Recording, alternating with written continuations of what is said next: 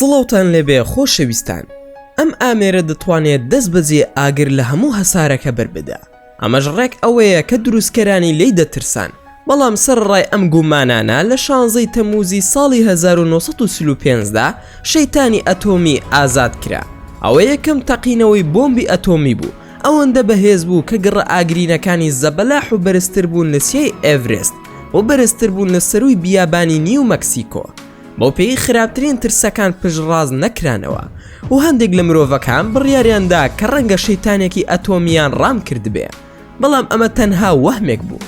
لەم ڤیدیۆیەدا بۆ دەردەکەوێت کە تەقینەوەی ژێر زەوی چۆن کاریگەری لەسەر بۆشای ئاسمان هەبووە.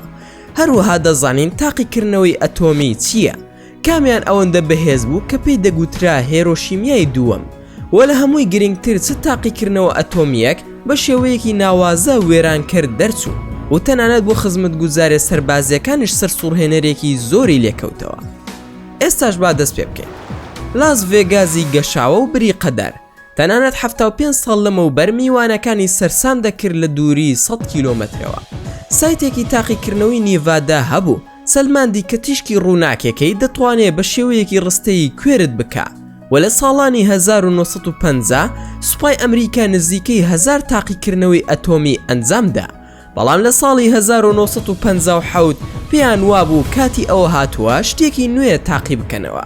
بۆ نمونە تەقینەوەی چینەکانی ژێرزەوی کە وەک بەشێک لە تاقیکردنەوەی پاسکال ئەی بوو لە کانێکی بەردین لە قوڵای 150 متر بۆمبێکیان دانا کە کێشی تەنها 29 کیلۆگرام بوو کە بەپێی پێوەرەکانی سەربازی کەمتر لە کیلۆیەک مادەی TNT تێدا بوو کە ئەمە شتێکی زۆر بچووک بووە. زانایان پێشبینیان دەکرد هەموو وزەی تەقینەوەکە لە تونێلی مینەکەدا بمێنێتەوە، بەڵام شەیتانە ئەتۆمیەکە گیری نەخوارد، بەڵکو ستونی بڵێسەی ئاگر بە بەرزی 10 متر لە زەویەوە تەقیەوە. ئەمەش لەبەر ئەوەی هێزی ڕاستەقینەی بۆمبەکە بە 55 تۆن مەزندە دەکرا، واتە 50,000 زار زیاتر لەوەی کە گەشە پێدەرەکانی پێشبینیان دەکرد. ئەمە ژواتە ئەگەر ئاهەنگی 4 تەمووزی پێبگێڕن ئەوە بە ئاسانی هەموو شارەکە وێران دەکا. شایانی باسە دوای یاریەکی ئاوا خراپ کە لەلایەن شەیتانی ئەتۆمیەوە ترسناک بوو، بەڵام سەربازان پێداگیریان لەسەر دووبارەکردنەوەی تاقیکردنەوەکە کرد و ناویان نا پاسکال بی. بەڵام ئەم جارە دەرچوونی مینەکە بە کاپێکی ئاسنین کە کێشی 900 کیلۆگرام بوو مۆر کرا، بۆ ئەوەی مرۆڤ بە دڵنیاییەوە بەرگەی شەپۆلی تەقینەوە بگرێ بەبێ ئەوەی زیانی پێبگا. ئەمەش ئەوە بوو کە زاناکان بیریان لێ دەکردەوە، بەڵام هەڵە بیریان دەکردەوە چونکە تەقینەوەکە بە توانای 300 تۆن بەر کاپەکە کەوت و بە خێرایەکی باوەڕ پێنەکراو کە 66 کیلۆمەتر بوو لە چرکەیەکدا کەوتە خوارەوە. ئەمەش زیاتر لە 6 هێندەی خێرایی دەرپەڕینی ئەو موشەکانی بەرنامەی ئەپۆلۆیە کە دوای 10 ساڵ هەڵدرابوون. لە ڕاستیدا ئەمە دەکرا ببێتە کابیان تەنێک کە بە ناوی ئەمریکاوە لە ساڵی 1957دا گەشت بکات بۆ بۆشای ئاسمان، بەڵام بێگومان ڕەنگە تازە لە بەرگە هەواوە ون بوو بێت. لەم نێوەندەدا شەیتانی ئەتۆمی ئازاد کراو لەسەر خاکی ئەمریکا بەرز بووە. ئەم پارچە ناوازەی زەوی دوورگەی بیکینیە لە دوورگەکانی مارشال، هەرچەندە تەنها شێتەکان دەیانەوێت لە کۆتایی چلەکانی ژیانیان لەوێ پشوو بدەن، چونکە سوپای ئەمریکا نزیکەی 23 تاقیکردنەوەی ئەتۆمی وێرانکەری لەم ناوچەیەدا ئەنجام داوە.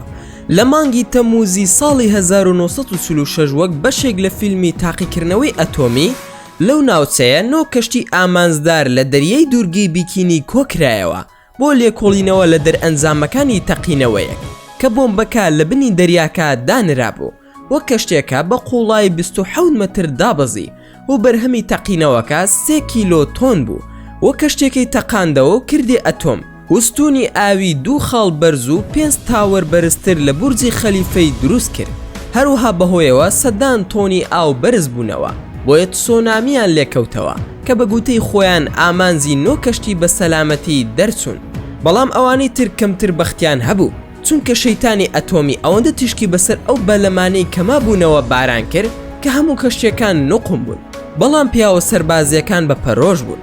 بەڕادەیەک دوای 6 ساڵ لە دوورگەی ئانی و ئەتۆلی ئامێرێکی خراپەکاریان دروست کرد کە توانای زیادکردنی هێزی شەیتانی ئەتۆمی زۆری هەبوو و لە مانگی نۆڤەمبەری ساڵی 1952 تاقییان کردەوە. تاقیکردنەوەکە بە ناوی کۆدی 10.4 مێگاتۆن بوو کە وزەیەکی تێکدەرانەی دەرکرد کە هاوتای تاقیکردنەوەی 400 پەیکەر بوو. ئەمە یەکەم بۆمبی گەرمی ئەتۆمی ئەمریکی بوو لە مێژوودا. بۆ پێی ئەو وزەی تێکەڵ کرد کە لە ئەنجامی خراپبوونی ئەتۆمیدا دەردەکەوێت و هێزێکی وێرانکەر و کوشندەتر دروست دەکات. هەر بۆیەش هەوری ئایڤی مایکی بە درێژای 37 کیلۆمەتر بەرەو ئاسمان دروست کرد کە نزیکەی بەرزی دوو لە دوورگەکانی مانهاتنە لە هێزێکی تەواوەوە. هەروەها ئەتۆڵەکە بەهەڵم بوو و ناوچەی دەوروبەری پیس کرد بە تیرەی 56 کیلۆمەتر لەگەڵ کەوتنە خوارەوەی ئەتۆمی. دواتر سوپای ئەمریکا 3 فڕۆکەی نار بۆ ناوچە مەترسیدارەکان بۆ ئەوەی نمونەی هەوا وەربگرن بۆ لێکۆڵینەوەی زیاتر، بەڵام یەکێک لە فڕۆکەکان دیار نەما و بە جۆرێک لە جۆرەکان کاپتن جیمی ڕۆبسۆن بەبێ شوێنەوار مایەوە و هەروەها فڕۆکەوانەکەی تریش هێشتا بێسەر و شوێن ماوەتەوە. بەڵام فڕۆکەکانی تر بە نمونە گەڕانەوە بۆ بنکە کە دوو توخمە کیمیایە نوێیەکانی ئەمڕۆیان بۆ جیهان ئاشکرا کرد کە ئەوانش ئینیشتینیۆم و فیرمیۆمن. سەرڕای ئەمانش شەیتانێکی دیکەی ئەتۆمی لە نیوەی جیهاندا هێزی زیاد دەکرا و ئەم شەیتانش زۆر مەترسیدارتر بوو. دیمەنی دوای تەقینەوەی لە دیمەنێکی ئاسای سەرمانگ دەچێت، بەڵام ئەم شوێنە زەویە. بەڵام باورتر بین، ئەمە شوێنی تاقیکردنەوەی سیمبڵان ناسکا لە کازاخستان کە کۆمارێکی پێشووی سۆڤیەت بوو. لە ساڵی 1955دا سوپای سۆڤیەت بڕیاریدا بە هاوکاری بۆمبی هایدرۆزینی باڵا دەستی وێرانکەری خۆیان بەسەر جیهاندا بسەپێنن بە یارمەتی بۆمبی هایدرۆزینی RDS-37. بۆم هاوێژەکە فڕۆکەی ترۆبل زۆفتوس 16 بردە بەرزی 12 کیلۆمەتر لە ڕووی هەسارەکەمانەوە، بەڵام لە ناکاو ئامێرەکانی ڕادار لە کارکەوتن و ئاسمان هەور بوو. لە کاتێکدا سۆڤیەتەکان سەرەتا دەیانویست بۆمبەکە بە شێوەیەکی هەڕەمەکی لە شوێنێکی شاخاویدا بخەنە خوارەوە، بەڵام لە دواساددا بیرۆکەکانیان گۆڕی. هەر بۆیەش مەیجەر دۆرگلۆڤ ئاشکۆ ناچار بوو یەکەم نیشتنەوە بە پەلە ئەنجام بدا بە بۆمبێکی گەرمی ئەتۆمی تەواو بەهێز لەناو کەشتێکەدا بە پشتگوێ خستنی هەموو نیشانە خراپەکان. سوپای ئەمریکا بە جۆرێک لە جۆرەکە RDS-37یان تەقاندەوە و 2 ڕۆژ دواتر هەوری زیوین بە بەرزی 12 کیلۆمەتر لە سەروی ڕووی هەسارەکەوە هەستا. هەرچەندە ئەمە تەقینەوەیەکی مامناوەند بوو لە ڕووی هێزەوە، چونکە بەرهەمی 1.6 مێگاتۆن بوو، بەڵام شۆکەکە چاوەڕوان نەکرا بوو. بە ڕادەیەک بیناکان لە دووری 200 کیلۆمەترەوە زیانیان پێگەیشت. سۆڤیەتەکان خەیاڵیان دەکرد کە زنۆکەی ئەتۆمی چۆن دەبێ و پێیان وابوو هەموو شارە گەورەکانی ئەمریکا تا دیوەکانی دەرەوەی شارەکانیان لە ڕووی زەوی دەسڕێتەوە، بەڵام تەنانەت ئەوەندە دەسەڵاتیش پێناچێت دڵخۆشیان بکە. وە لە 30 تشرینی یەکەمی 1961دا لە دوورگەی نۆڤایە لە زێملیای جەمسەری باکوور فڕۆکەیەکی بۆم ڕێژکراوی زۆری توبلاس 295 هەڵفڕی و بەهێزترین بۆمبی مێژووی تێدا بوو کە 27 تۆنی تزار بۆمبای لەگەڵ خۆیدا هەڵگرتە بوو. پێویست بوو فڕۆکەکە وەک هەمیشە بۆمبەکە بخاتە خوارەوە، بەڵام کاتی نەبوو بۆ دوورکەوتنەوە بۆ شوێنێکی سەلامەت. بۆیە فڕۆکەوانانی پێشوو بڕیاریاندا بە دابەزاندنی بۆمبی تزار بۆمبا بە بەکارهێنانی پەڕەشوت. وە کاتێک دابەزی بۆ 4 کیلۆمەتر لە سەروی ڕووی زەویەوە، خۆرێکی نوێ بەسەر نۆڤایە زێملیادا هەڵهات. تزار بۆمبا نزیکی 58 مێگاتۆنی بەرهەم هێنا. ئەمە ژمارەیەکی پێوانەی ڕەها بوو کە 4 هێندە بەهێزتر بوو لە هەموو سەرەت جەنگەکانی پێش یان دوای خۆی. تەقینەوەکە تەنانەت لە گرینلاندیان ئالاسکا کە 10 کیلۆمەتر لە شوێنەکەەوە دوورە دەتوانرا ببینرێ. هەروەها هەوری پەیدا بوو بەرزەکەی گەیشتە 65 کیلۆمەتر و زیاتر لە نیوەی مەودای جیاکردنەوەی ڕووی هەسارەکەمانی گرتەوە لە بۆشای ئاسمانەوە. ئەو شەپۆلی بوومەلەرزەی کە لە ئەنجامی تاقیکردنەوەکەدا دروست بوو 3000 بە دەوری هەسارەکەماندا سوڕایەوە. شایانی باسە ئەگەر سۆڤیەت کە ناراوەکانی ڕۆژئاوای ئەمریکای بردومان کردبا، ئەوە گەورەترین شارەکانی ناوچەی بەهەڵم دەکرد و بوومەلەرزەی گەورەی لە سەرانسەری وڵاتدا دروست دەکرد. بەڵام ئەمریکیەکان لە هەڕەشەکەی نەترسان، چونکە پێشتر دەرزی مادەی هۆشبەریان خستە ناو ئەهریمەنە ئەتۆمیەکانەوە. لە مانگی ئازاری ساڵی 1954 لەژێر ئۆپەراسیۆنی قەڵادا سوپای ئەمریکا تاقیکردنەوەی ئەتۆمی بە ناوبانگی کاستێل براڤۆی ئەنجامدا کە دەرئەنجامە ناسراوەکانی بەجێهێشت. زاناکان مەزەندەیان کردووە کە هێزی ئامێرەکە یەکسان دەبێ بە 6 مێگاتۆن و لەمەش زیاتر نابێ، بەڵام شەیتانی گەرمی ئەتۆمی پلانێکی تری هەبووە و تەقینەوەکەی کاستێل براڤۆ زیاتر لە 2 هێندەی وزەی لێ دەرچوو کە 15 مێگاتۆن بوو. ئەمەش بۆ ئەمریکا بێوێ نەبوو، لەبەر ئەوەی لیتیۆم دیوترات کە بڕیار بوو کارلێکی گەرمی ئەتۆمی دەست پێ بکە لە ناکەو سوتەمەنی پەیدا کرد. لە ئەنجامدا تۆپی ئاگرینی قەڵای براڤۆ زیاتر لە 7 کیلۆمەتر بە دەوریدا بەرز بووە. ئەم بازنە مردنە بە ئاسانی دەیتوانی لە 2.5 گۆڵدن جێی ببێتەوە.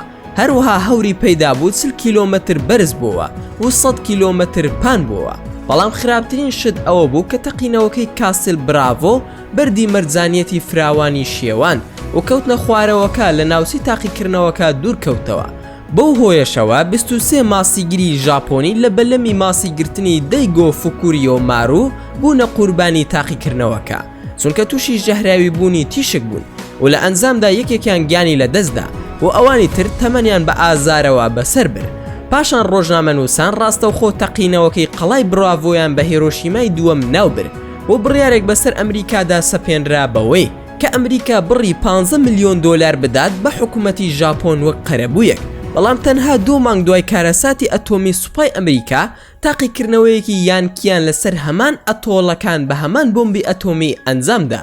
بەرهەمی تەقینەوەکە هاوتا بوو لەگەڵ بەرزبوونەوەی 13.5 مێگاتۆنی براڤۆ و ئەم جارەیان شەیتانی گەرمی ئەتۆمی لە زەریای هێمن نەوەستا، بەڵکو تەنها لە ماوەی 4 ڕۆژدا کەوتنە خوارەوەی تیشکدەر مەکسیک و ڕۆژئاوای ئەمریکای گرتەوە. ئەگەریش باز لە دوورگەکانی مارشال بکەین، تەنانەت دوای 65 ساڵ لە تاقیکردنەوە پێوانەکانی پلۆتۆنیۆم لە ژینگەدا بە 1000 هێندە زیاتر مەزەندە دەکرێت لەوەی کە لە وێزگەی کارەبای چێرنۆبڵدا دۆزراوەتەوە. دەوڵەتانی خاوەن سەکی ئەتۆمی درکیان بەوە کرد کە هیچ ڕێگەیەک نییە بۆ ڕامکردنی ئەم دڕندەیە و هەسارەکەمان لە مەترسیدا بوو. بەبێ شەڕی ئەتۆمی تەواو دابەزی و ناڕەزایەتی دژە ئەتۆمی لە سەرانسەری جیهان سەری هەڵدا. بەڵام لە کۆتاییدا لە ساڵی 1963 ئەمریکا و بەڕیتانیا و یەکێتی سۆڤیەت پەیماننامەیەکیان واژۆ کرد و تێیدا هەموو تەقینەوەکانی تاقیکردنەوەی سەکی ئەتۆمی لەسەر ڕووی زەوی قەدەغە کرا و ئەم پەیماننامەیە تا ئێستاش کاری پێدەکرێت. و پاشان بە پشکنینی ئەرشیفی سەردەمی ئەتۆمی جگە لەو تۆمارانەی کە تەرخانکراون بۆ تاقیکردنەوە مەترسیدار و وێرانکەرەکان دەتوانین تۆمارە مێژوویە ڕۆن و بێماناکانیش بدۆزینەوە. لێرەدا گەیشتنە کۆتایی ڤیدیۆی ئەم جارەمان. هیوادارم ڤیدیۆکە جێگای ڕەزامەندی ئێوەی ئەزیز بوو بێ.